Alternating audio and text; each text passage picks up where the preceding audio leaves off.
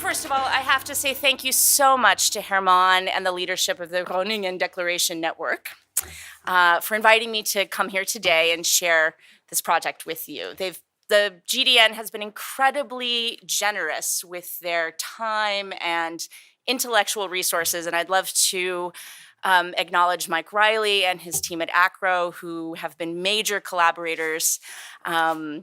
Rick Torres, who's been incredibly supportive and helped introduce us to people who can really get this done. And of course, my colleague Keith Wattenpaugh, who's the director and the founder of the Human Rights Studies Department at UC Davis, and regrets that he can't be here today because very soon he'll be in Oxford speaking on the same subject. So he sends his best. And was incredibly excited about the opportunity for me to be here and speak to you about this project. So I think that the first thing that we have to recognize is that it's very hard to plan a conference and that our local hosts have done a terrific job. So I would just like to take a moment to thank Neil and Louise and Jackie and Kate for really pulling this all together. It's like planning 4 to 6 weddings a day. So I think we all need to recognize that. And I would also say that I've been so grateful to all of you who've been very, very welcoming. I'm an Arabist by training, an attorney by degree, and I am not a technologist and I don't work directly in the sphere of higher education. And I've learned so much from attending the TASEP Symposium, from benefiting from all of the knowledge that you've been sharing in your conferences. And I have to say, I have to telegraph back to you that I see 3 big important themes coming out of this conference, which is, of course, about extending engagement. And at this time in history, what could be more important, really?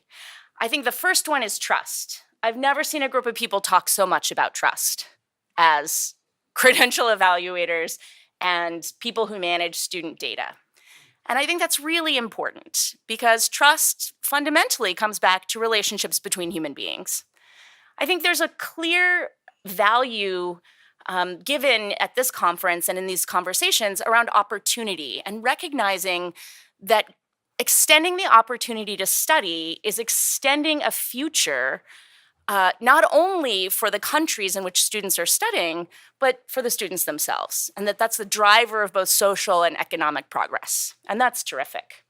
But I also see that there's a real emphasis on justice, and you might find that unusual, but to my eyes, when you talk about combating fraud, when you talk about the importance of recognizing, as Valère mentioned in the last plenary, the actual nature of what a grade means when it's ported from France to Spain or vice versa.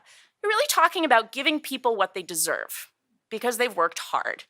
And I think it's worth really acknowledging that emphasis in this community because you don't see it in every community, and I really appreciate it. I'm a person who works primarily with humanitarians, and a lot of them are implementing partners through the UN, the United Nations High Commission on Refugees. And my introduction into this conversation really started with a multi-year study that was funded by Carnegie Corporation of New York and undertaken with the Institute of International Education and my terrific colleagues there to look at barriers to access to higher education for Syrian refugees and displaced people. And I will say refugees throughout the rest of the course of this presentation, but what I really mean are people who've been displaced, because refugee is a legal term of art, and it means a certain process has been undertaken and a certain determination has been made. But here we're just going to use it colloquially, refugees. And I think it's worth remembering, for those who don't work a lot with the Syrian educational system, that prior to 2011, the Syrian state had a very robust education sector. It began developing in the 70s. It was a critical hallmark of a state service being provided. It was highly subsidized. In 2008, it cost $30 to attend the University of Damascus for a year. And it's based on the educational system there is based on a French system. And so it's an exam-driven system with all the good and the bad that entails. But because of that, it really, and because of the low cost, it meant that there was a very high degree of matriculation. And the best estimates we have are that 50% of those who were eligible to attend university matriculated. And there was near gender parity, which I think is something that isn't widely known outside of Syria. So when we talk about the collapse of the Syrian educational system and the incredible exodus of Syrian students, we're talking about people whose culture valued higher education, who see themselves as students, and who had a fairly high degree of educational attainment in some cases. So I'm going to ask you to take a little look at the schema, because I hate PowerPoint, because I wanted you to have a souvenir. So I'm going to talk about it very briefly now, and then we'll go back to it. And it says student document locker at the top. It should say Article 26 backpack. I apologize. This was an alpha version. But this is essentially the schema or the idea, the data ecosystem that my colleagues and I have been dreaming of. And like all ecosystems, it consists of multiple organisms interacting in important and interdependent ways. And that includes pathways of trust and communication, access to services, and storage.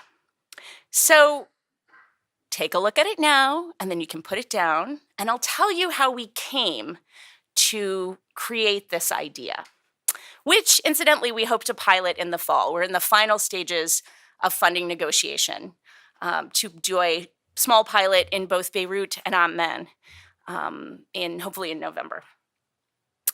So the genesis for this idea really came out of the field research that we did and the people that we spoke with. We initially went to Jordan in 2013, so almost 4 years ago. I feel in some ways I've been waiting 4 years to give this talk, to have something to say. Because when you meet with young people over and over who show you their lovingly preserved in plastic envelope documents, which you know to be unofficial because they're holding them in their hands, and they talk to you about how much they want to continue studying, it's very frustrating. And I can tell you that when we first went to Jordan, we met with both urban refugees who make up over 70% of the population. And in truth, most refugees going forward will likely be urban. For people who haven't worked in the humanitarian space, it used to be the case that refugee camps would be set up to host populations who had fled violence and could not return to their home country because of that fear of violence. It is now the case, for many reasons, that camps are the minority.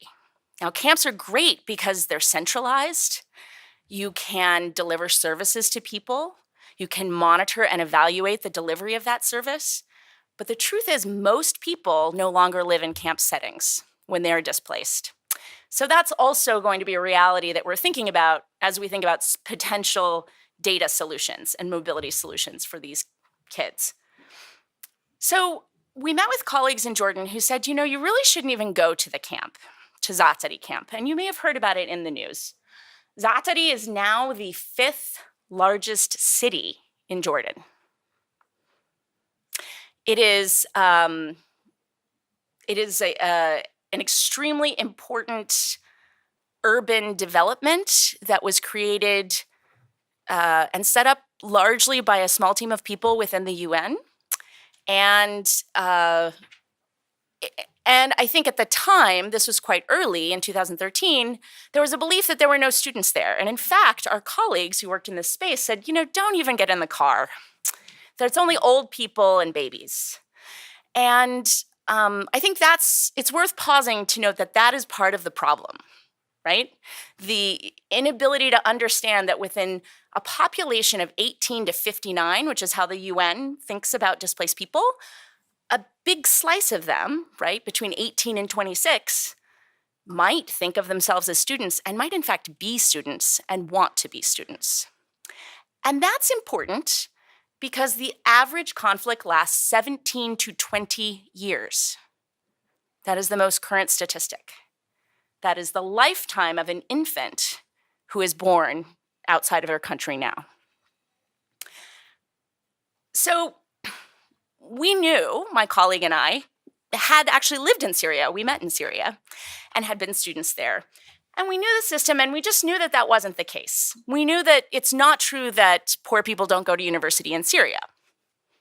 So we went to the camp, and within just a couple of hours, we're able to meet with almost 20 students, men and women, who spoke very eloquently about their desire to re-access education.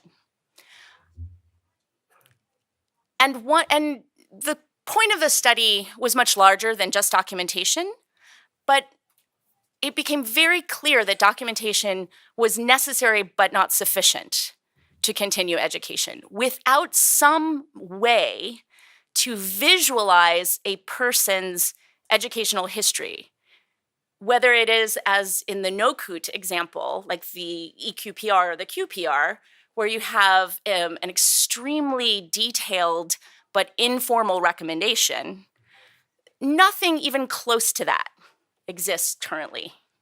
And in the Middle East, which is where the vast bulk of Syrians are. So we met with a young woman who said, in my home, studying is sacred. And it was very moving because her home was a UN tent.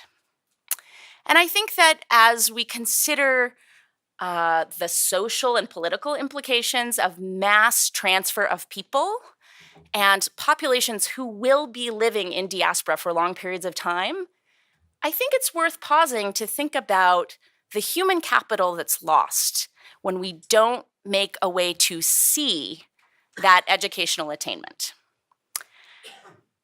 We went on to, and all of these reports, by the way, are published online. They're jointly published through UC Davis, Human Rights Initiative, and IIE. We went on to look at Lebanon and at Turkey. And of course, in each host country, you have legal and administrative frameworks that inform the realities for students. But across the board, documentation is a problem. And it was so validating in some ways, although frustrating in others, to hear how difficult it has been in Europe and in Australia to create interoperable data systems that can see the academic achievements of the general population. I mean, it's very confirmatory that, in fact, this is a difficult thing. It's not just difficult for people who are displaced. But for people who are displaced or fear violence from the state, they have special needs because they cannot go to the Syrian embassy to get a stamp to certify their diploma, because that will alert their presence to the authorities. They may not even have access to an embassy. And so there's a real opportunity cost, as well as a very important human cost. I think that when looking at the problem of documentation for the most vulnerable students, we became really inspired to think about new ways of talking about the quanta of value, of educational value. And I think I know that our team's feeling is that if a system can work for the most vulnerable, it will perform beautifully for the general population. And so we think about how to capture both official, unofficial, and what we call supporting documents. And in some ways, what this is moving towards is a different way of thinking about a CV, right? I mean, this is a parallel conversation that is happening. And at the same time, we feel that it can be harnessed to really help people in this kind of situation. So I think what I'd like to do now is turn to the actual infographic. And I have a couple of case studies that might be helpful because everything is always more clear when you make it concrete. So just let me pull this up. And I should say my contact information is on the back of this. And if you have any questions, please feel free to contact me or Keith. Just one moment. Okay. So we conceive of the backpack, which, by the way, is an Article 26 backpack from the Universal Declaration of Human Rights. Article 26 embodies the notion that education is a human right and that higher education should be accessible to students with merit. So while it is, as they say in the law, not justiciable, it's difficult to implement it. It has been adopted by the UN for the Sustainable Development Goals, Sustainable Development Goal number 4. And all of this is to say humanitarians care about education, and a lot of money is being spent right now to try and help promote education for this population of people. So your collective skill sets are absolutely needed. And our hope is that this backpack, just like a regular backpack that every student has, will contain student data. It's designed, as you can see, there's a big student at the top, and that's because it's designed to be student-driven. We have essentially, and please forgive, some of the terms are a little outdated, and some of them we won't have time to go over today. But essentially, we have a tripartite administrative body. You have evaluation staff who could be external, they could be contractors, and they do the work of providing international credential evaluation when and if a student wants it. You have what we've called a curricular review board, which stands in for quality assurance. This is the least well-articulated part, and I think would need to be supported by the sector primarily. But the idea is that there's sort of a wild west of particularly blended learning opportunities or digital opportunities. I have met people who say, well, I have a MOOC that's going to allow Syrian students to get an undergraduate degree, and they can move from tent to tent, and it will all be online, and it will solve everything and be perfect.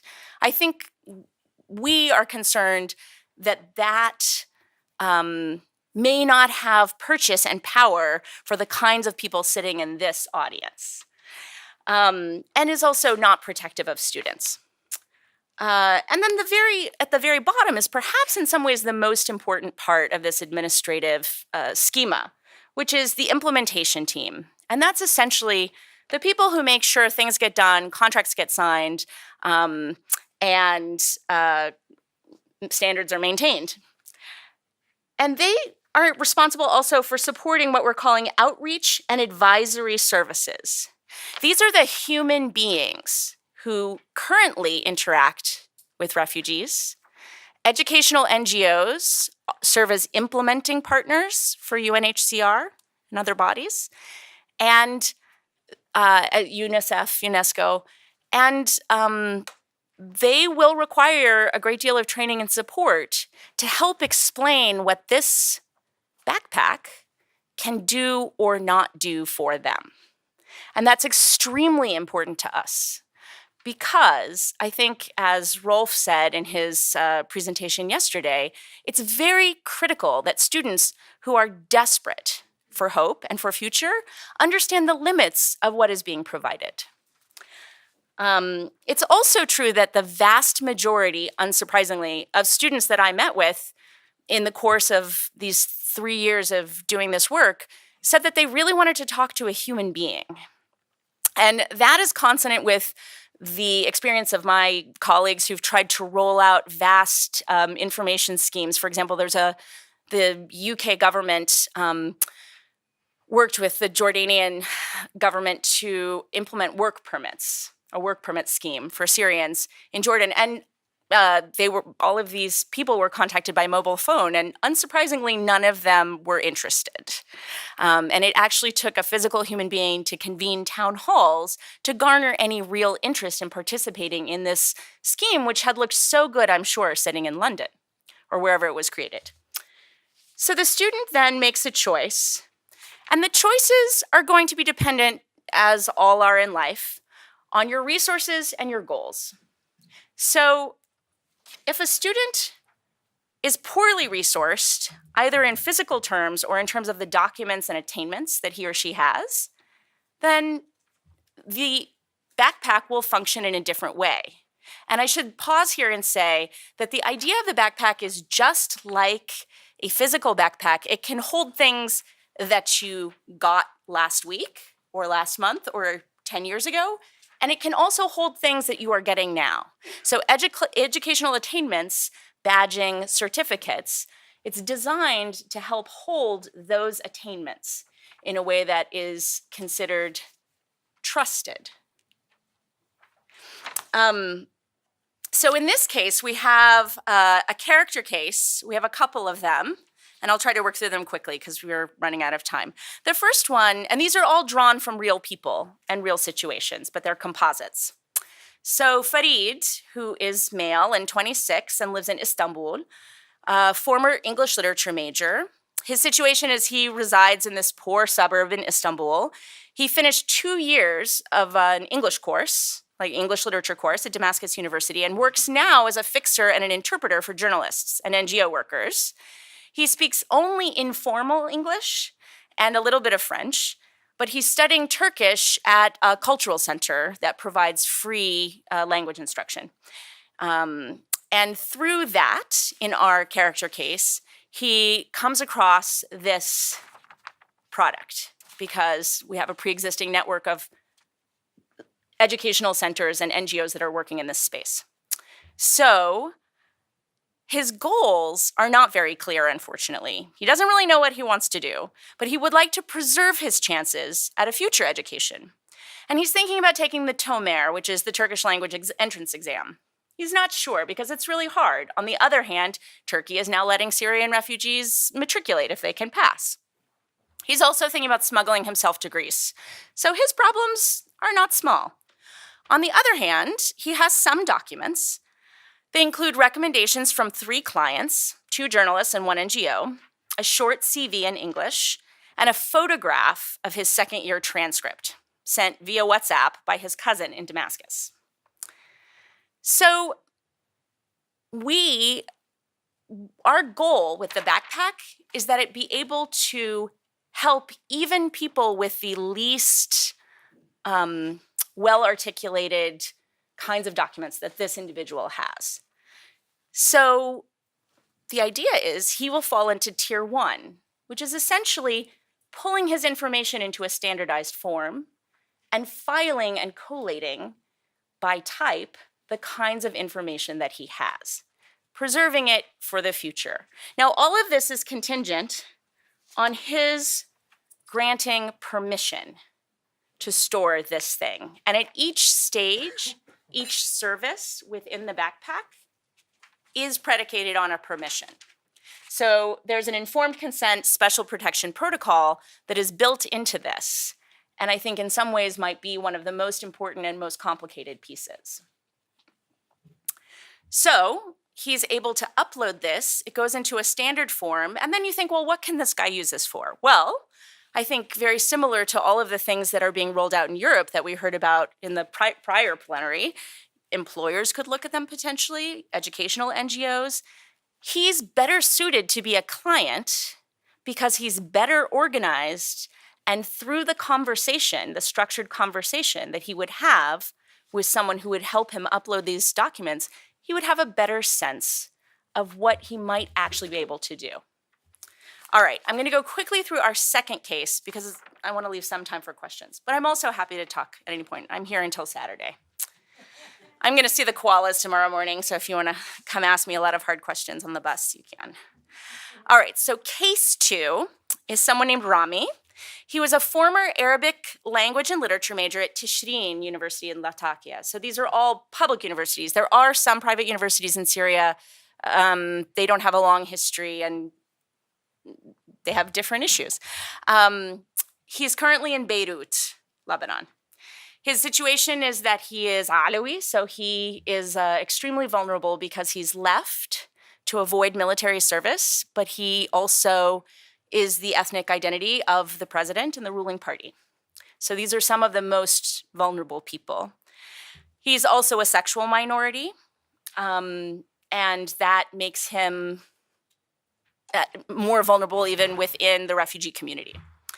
He has been doing some interning with an educational NGO called Jasur, which has projects in the Bekaa Valley and also in their Beirut education system, or center rather, and he speaks English. He speaks pretty good English, but he hasn't taken the TOEFL or the SAT.